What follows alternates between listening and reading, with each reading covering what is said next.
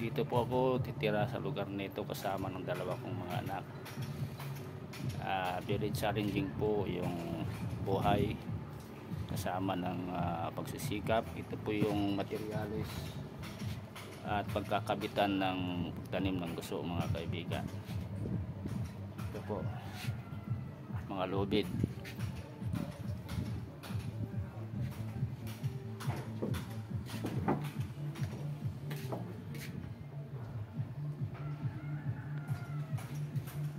Ito po yung bahay na titirhan namin kasama ng dalawa kong anak.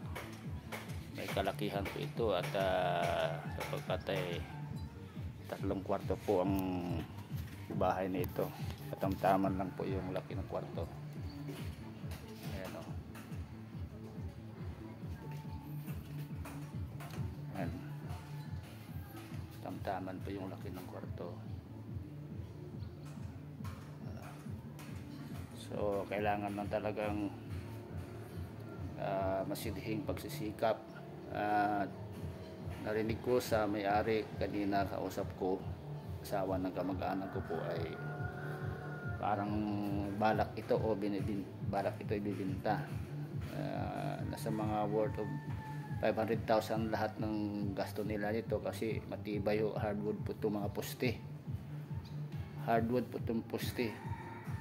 At saka yung pintuan hardwood po, o hindi o mumurahin na matitibay, pati yung durjang.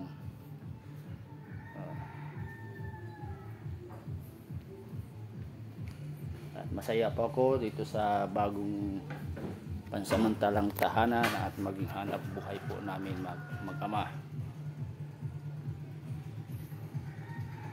Ayan mga kaibigan,